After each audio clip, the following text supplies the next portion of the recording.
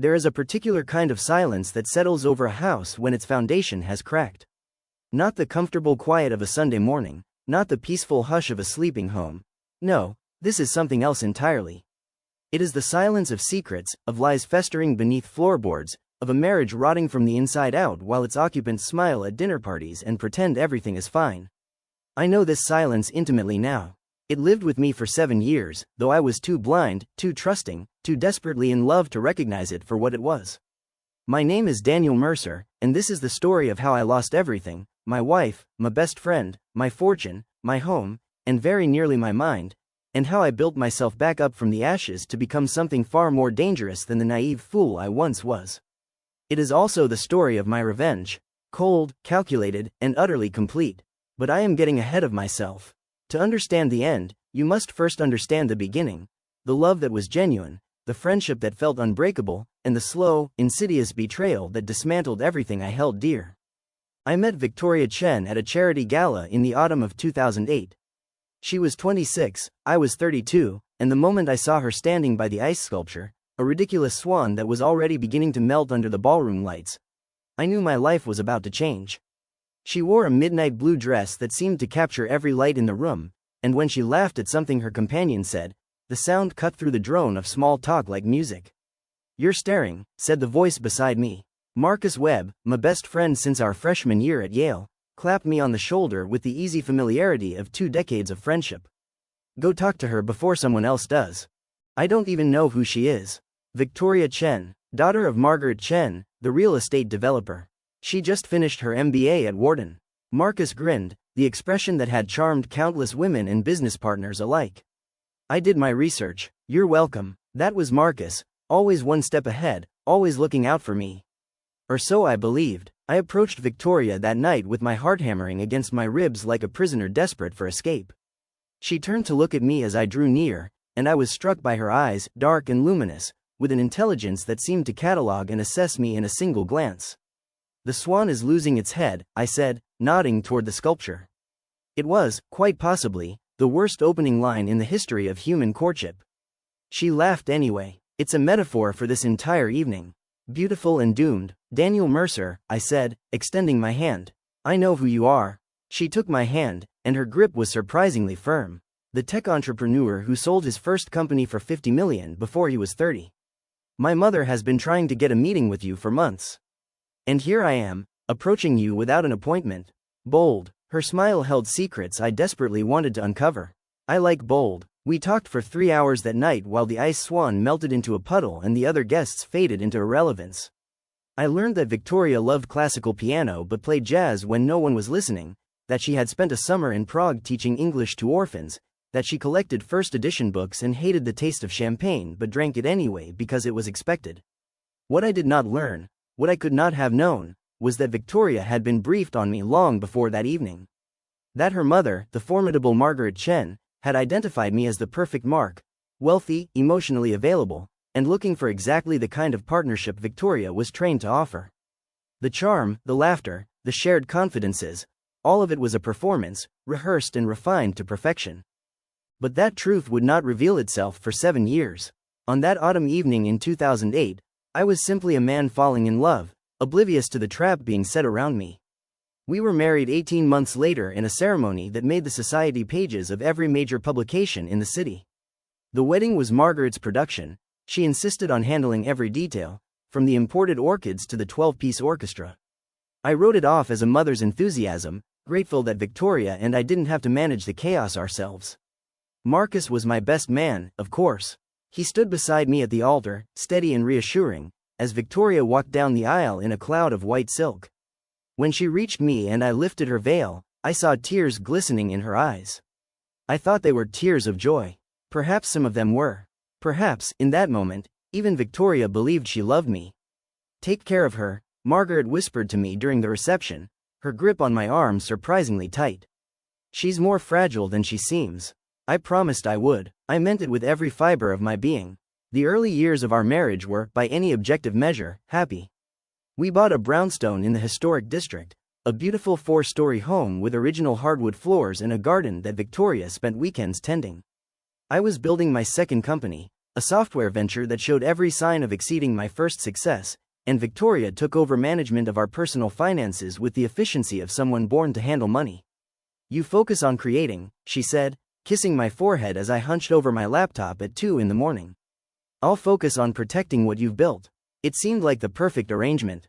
She had access to all our accounts, handled our investments, managed our properties. I trusted her completely. Why wouldn't I? She was my wife, my partner, the woman I had vowed to spend my life with. I signed whatever she put in front of me, too absorbed in building my company to read the fine print. That was my first mistake, though it would take years for me to understand its magnitude. Marcus remained a constant presence in our lives. He and Victoria got along beautifully, too beautifully, I would later realize, but at the time it only made me happy. My wife and my best friend, the two most important people in my world, forming their own friendship. Marcus came to dinner twice a week, joined us on vacations, became an unofficial member of our household. "You're lucky," people told me. "A successful business, a beautiful wife, a loyal friend. You have everything." I believed them. I believed I was the luckiest man in the world. The first crack appeared in the spring of our 5th year of marriage. It was a small thing, easily overlooked, a text message that lit up Victoria's phone while she was in the shower. The screen faced me where I sat on the bed, and my eyes caught 2 words before the notification disappeared: "Miss you." The number wasn't saved in her contacts. I told myself it was nothing. A friend, a colleague, someone from her yoga class. Victoria had her own life, her own relationships that didn't include me. That was healthy. That was normal. I pushed the unease aside and said nothing when she emerged from the bathroom, her hair wrapped in a towel and her face fresh and innocent. But the seed had been planted, and once doubt takes root, it grows in the dark corners of the mind like mold. I began to notice things I had overlooked before. The way Victoria's phone was always face down on the table, the increasing frequency of her late meetings and client dinners. The subtle shift in her demeanor when I came home unexpectedly, a flash of something that might have been guilt before her smile settled into place. And Marcus, the way his eyes lingered on her a moment too long, the inside jokes they shared that made me feel like an outsider in my own marriage. The way she touched his arm when she laughed, casual and intimate in a way that had become rare between us. "You're being paranoid," I told myself.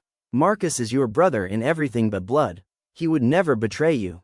Neither would Victoria, but suspicion is a poison that cannot be reasoned away. It seeps into every thought, colors every interaction, transforms innocent moments into evidence of guilt." I found myself checking Victoria's calendar, noting the evenings she claimed to be working late. I paid attention to Marcus's schedule, to the nights when he couldn't meet for drinks because he had other plans. The overlap was undeniable once I started looking for it. Still, I did nothing. I gathered my suspicions like a man collecting shards of broken glass, cutting myself on each new piece but unable to stop.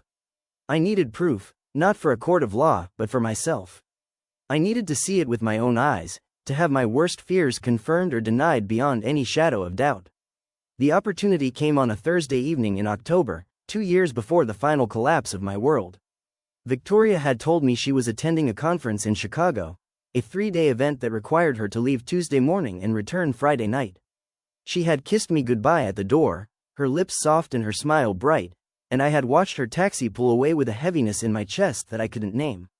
Wednesday afternoon, I received a call from a business associate who mentioned seeing Victoria at a restaurant downtown. I waved, but I don't think she saw me, he said. She seemed very occupied with her lunch companion. I felt the blood drain from my face. Her lunch companion? Tall guy, dark hair. I think I've seen him at some of your parties. Marcus something? The world tilted. I gripped the edge of my desk, my knuckles white against the polished wood. That's impossible, I managed. Marcus is in Boston this week for a meeting. Must have been someone who looked like him, then. My associate sounded uncomfortable, perhaps sensing he had stumbled into something he wanted no part of. Anyway, just thought I'd mention it. Talk soon, Daniel. I sat in my office for a long time after that call, staring at the wall without seeing it. Then I picked up my phone and called Marcus. Dan. His voice was warm, unsuspecting. What's up? Just checking in. How's Boston? Cold as hell. He laughed. The meeting went long, so I'm stuck here until tomorrow. Can't wait to get back. Want to grab dinner this weekend? Sure, I said, my voice steady despite the roaring in my ears. Sounds great. I hung up and sat in the gathering darkness, listening to the sound of my heart breaking. I hired a private investigator the next day. His name was Frank Morrison, a former police detective with a face like crumpled leather and eyes that had seen every variety of human betrayal. He didn't judge when I explained what I suspected, he simply nodded, took my money, and promised results within 2 weeks. He delivered in 8 days. The manila envelope sat on my desk like an unexploded bomb. I stared at it for hours, knowing that once I opened it, nothing would ever be the same. There is a kind of quantum state in suspicion. As long as you don't look, there's a chance, however slim, that your fears are unfounded. But evidence forces collapse. Evidence demands a reckoning. I opened the envelope at midnight, alone in my study with a glass of whiskey I couldn't bring myself to drink. The photographs were crisp and damning. Victoria and Marcus entering a hotel I didn't recognize. Victoria and Marcus on a restaurant patio, their fingers intertwined across the table. Victoria and Marcus on what appeared to be a beach. When had she been to a beach? With Marcus's arms wrapped around her from behind, both of them laughing into the sun. The investigator's report was thorough and dispassionate. The affair had been ongoing for 3 years. They met 2 to 3 times a week when I was traveling for work, sometimes more. Victoria's Chicago conference had been a fiction. She had spent those 3 days in a boutique hotel 40 minutes from our home, the room booked under Marcus's name. 3 years. My wife and my best friend had been deceiving me for 3 years, and I had noticed nothing. I had invited Marcus into my home, shared meals with him, confided in him about my marriage, my fears, my hopes for the future, and all the while, he had been sleeping with my wife. All the while, they had been laughing at me behind my back. I didn't cry, I couldn't. The pain was too vast for tears, too profound for any physical expression. I sat in my study until dawn. The photographs spread before me like evidence of a murder, which, in a sense, they were. The murder of my trust. The murder of my innocence. The murder of the man I had been. When the sun rose, I made a decision. I would not confront them. Not yet. First, I needed to understand the full scope of the betrayal. First, I needed to protect myself. That was when I discovered just how thoroughly I had already been destroyed. The financial audit I commissioned revealed a catastrophe I had never imagined possible. Victoria had not merely been having an affair, she had been systematically dismantling my fortune for years. The documents I had signed without reading, trusting my wife to manage our affairs? Many of them were powers of attorney, asset transfers, restructured ownership agreements. The brownstone, purchased with my money, renovated with my money, was now solely in Victoria's name. The investment properties we had acquired together had been quietly transferred to a holding company controlled by Margaret Chen. My stock options, the crown jewels of my wealth, had been liquidated during a market high and reinvested in accounts I had no access to. "I've never seen anything quite like this," said Harold Simmons, the forensic accountant who uncovered the scope of the theft. His voice held a note of reluctant admiration. It was done incrementally, over years, in amounts just small enough to avoid triggering any flags. Whoever designed this understood financial systems very well. "Her mother is a real estate developer," I said numbly. "She knows how to move money." That would explain it. Harold shuffled his papers, looking uncomfortable. "Mr. Mercer, I have to be honest with you. On paper, you're worth less than a tenth of what you believed. The houses, the investments, the savings, almost all of it has been legally transferred out of your name. You signed the documents yourself." I trusted her. The words scraped out of my throat like broken glass. I signed whatever she asked because I trusted her.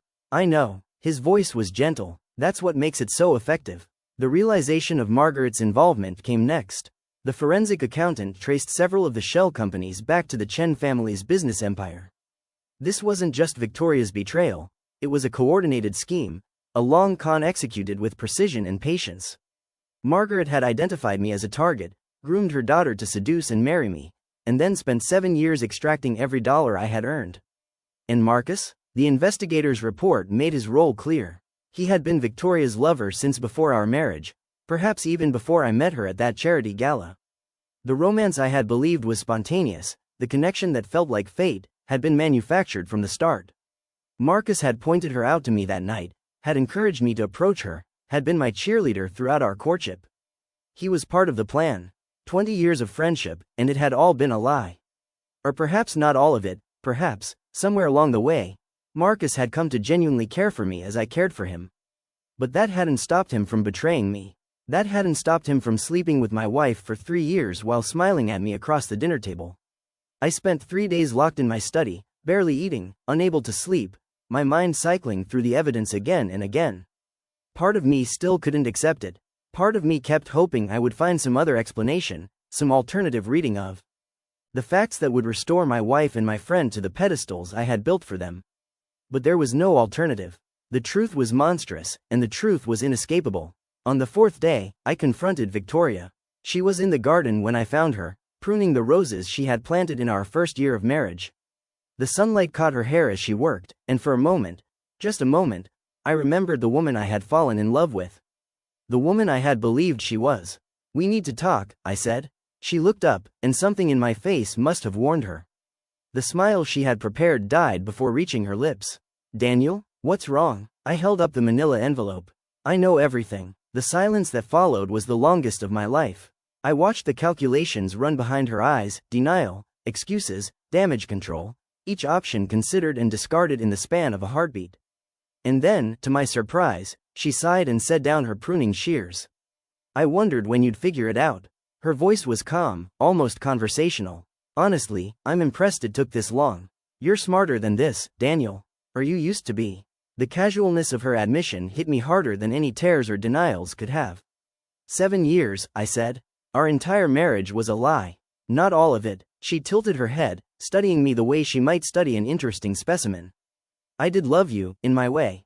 You were kind and generous and so desperately eager to be loved that it was almost impossible not to feel something. But love doesn't pay the bills, Daniel. Love doesn't build empires, so you stole everything I had. I secured my future." She smiled, and the expression was colder than anything I had ever seen on her face. "And my mother's future. And Marcus's future. You were always going to lose us eventually, Daniel. At least this way, something good comes from the wreckage." "And Marcus?" The name felt like poison on my tongue. "How long?" "Since before I met you. He's the one who introduced us, remember?" She laughed, the sound light and musical, the sound I had loved for 7 years. "Poor Daniel, you never saw it because you didn't want to. You were so busy building your perfect life that you never noticed it was built on sand." I don't remember crossing the distance between us.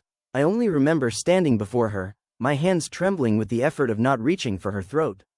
"I will destroy you," I said, my voice low and savage. "All 3 of you. I will spend the rest of my life making you pay for this."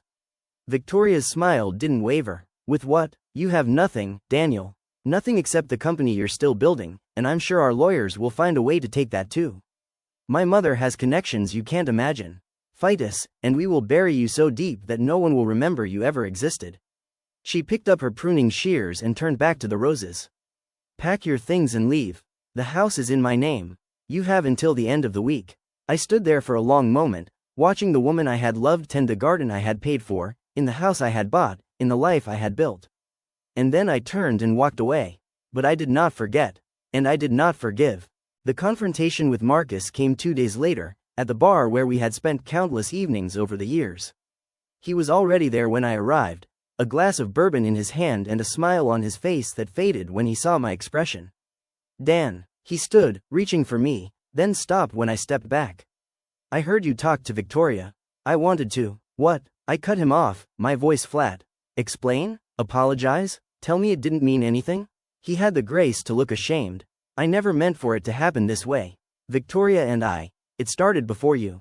Before any of this. I was going to tell you, but then you fell for her, and you were so happy, and I thought maybe it would just stop. That she would choose you. But she didn't." "No." He sat back down heavily. "She didn't, and by then it was too late. We were in too deep.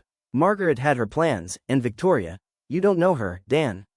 Not the real her. She's not the woman you married. I know that now." I sat across from him, studying the face I had trusted for 20 years. "I know everything now. The affair, the theft, the entire scheme." Marcus flinched. "I wasn't part of that. The money, I didn't know about the money until it was too late." "But you knew about the affair. You knew you were betraying me every time you came to my house, ate my food, asked about my marriage while you were sleeping with my wife." I leaned forward. 20 years, Marcus. You were the closest thing I had to a brother. "I know." His voice cracked. "I know what I did. I've lived with it every day. But I love her, Dan. I've always loved her. And she loves me. Doesn't that count for something?"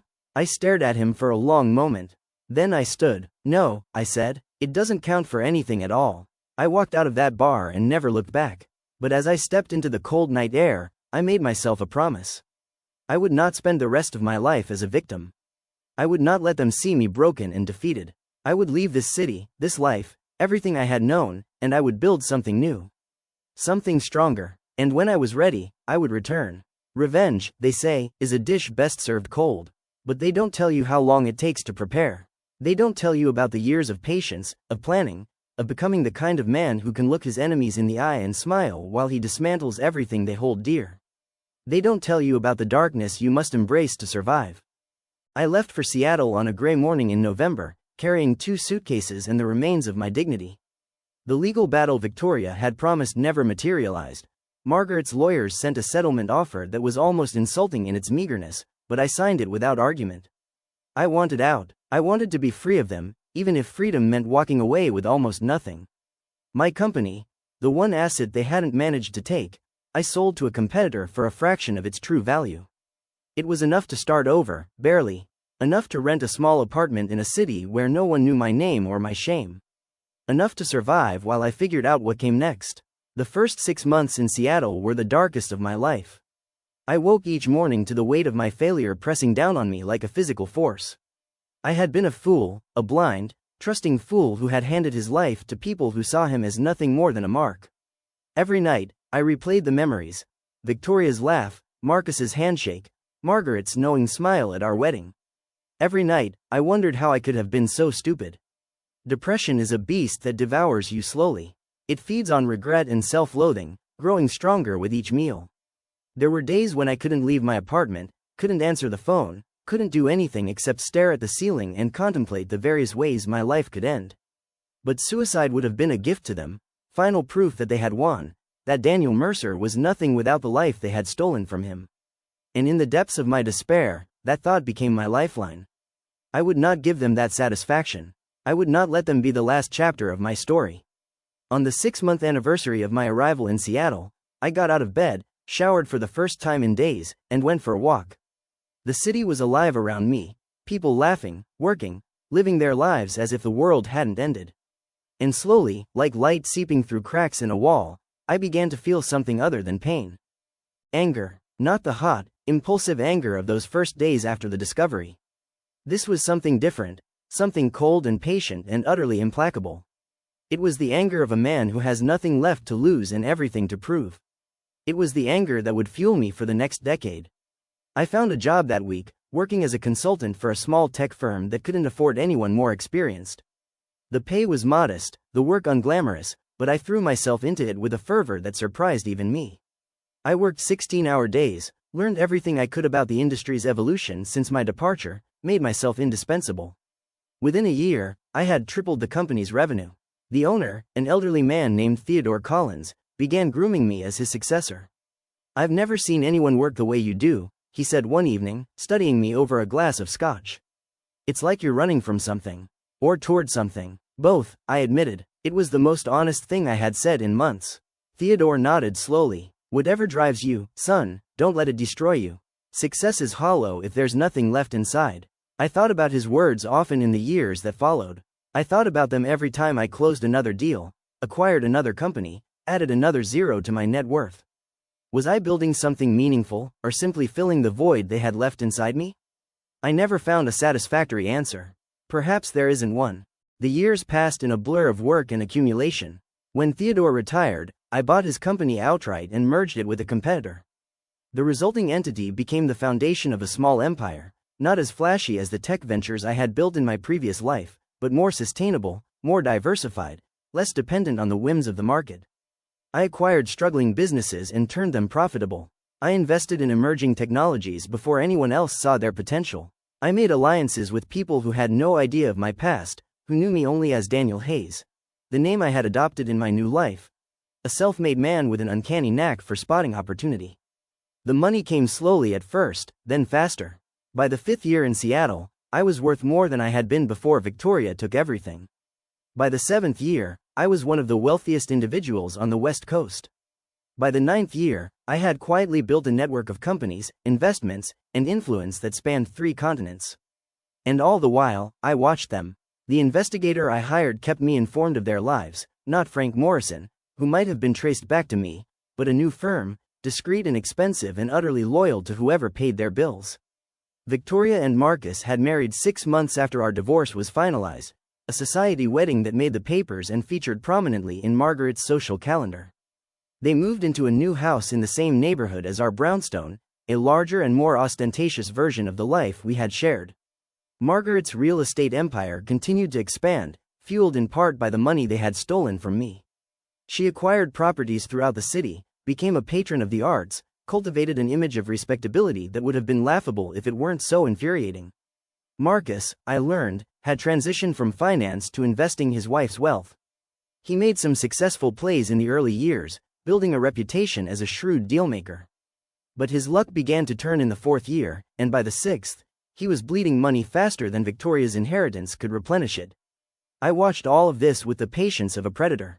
I had learned, in my years of exile, that the best revenge is not impulsive but strategic. I needed them vulnerable. I needed them exposed. Most importantly, I needed them to have forgotten me, to believe that Daniel Mercer had disappeared into obscurity, a cautionary tale they could laugh about over expensive wine. And so I waited, I built, I planned, and when the moment was finally right, I returned. 10 years to the day after I left the city in defeat, I arrived at the Grand Metropolitan Hotel for the annual charity gala, the same event where I had first met Victoria. It felt appropriate, somehow poetic. The invitation had come through one of my shell companies, a generous donation that guaranteed a seat at the head table. I wore a custom suit that cost more than my first car, and I carried myself with the easy confidence of a man who knows exactly what he's worth. The name on my place card read, Daniel Hayes, and the title beneath it, founder and CEO of Prometheus Holdings, meant nothing to anyone in that room. That would change soon enough. I spotted them almost immediately. Victoria and Marcus were holding court near the bar, surrounded by a cluster of admirers who laughed at their jokes and competed for their attention. She wore emerald green this time, her hair shorter than I remembered, her smile as dazzling as ever. Marcus had gained weight and lost hair, but he still had the bearing of a man who believed the world owed him something. Margaret was elsewhere, deep in conversation with a city councilman whose campaign she had funded. Her empire had grown in my absence, but so had her vulnerabilities. A decade of unchecked expansion had left her overextended, dependent on credit lines and partnerships that could be severed with the right pressure in the right places. I knew this because I had spent years studying her operations, identifying weaknesses, planting seeds that would soon bear bitter fruit. Margaret Chen was not my primary target. That honor belonged to her daughter, but she was the foundation upon which everything else was built. Take her down, and the entire structure would collapse. I made my way to the bar, positioning myself within earshot of Victoria and Marcus. They didn't notice me. Why would they? Daniel Mercer was a ghost, a memory, a man who had slunk away from their lives a decade ago with his tail between his legs. Daniel Hayes was a stranger, one of hundreds of wealthy strangers populating the gala. Told mother we should diversify, Victoria was saying, her voice carrying the familiar cadence of complaint. But she's convinced commercial real estate is the future. Meanwhile, Marcus's portfolio is down 30% this quarter. It's the market, Marcus said defensively. Everyone's down. Not everyone. Victoria's tone was sharp. The Hayes Group is up 12%, and they're based in Seattle of all places. I've been trying to get a meeting with the founder, but his people keep stonewalling us. I smiled into my drink. The Hayes Group was one of Prometheus's subsidiaries, a vehicle I had created specifically to attract Victoria's attention. She had taken the bait exactly as I had planned. Maybe try a different approach, Marcus suggested. You're good at persuading men to do what you want. Victoria's laugh was cold. I'm also good at recognizing when a strategy has run its course. We need new money, Marcus. Mother's business is bleeding, and your investments aren't exactly keeping us afloat. So what do you suggest? I suggest we stop arguing about it at a charity gala. She forced a smile as a passing acquaintance waved. We'll discuss it later. Right now, I need to find someone worth talking to. She turned, and her eyes met mine. I saw the moment of recognition, the flash of confusion as her mind struggled to reconcile the man before her with the memory of the man she had destroyed. I smiled, the expression carefully calibrated to convey nothing but polite interest. Victoria Webb? I asked, extending my hand. I've heard so much about you. Daniel Hayes. I believe your people have been trying to reach mine. She took my hand, her grip tentative, her eyes searching my face for confirmation of what she already suspected. Daniel Hayes, she repeated slowly. The founder of Prometheus Holdings. Now watch for part 2.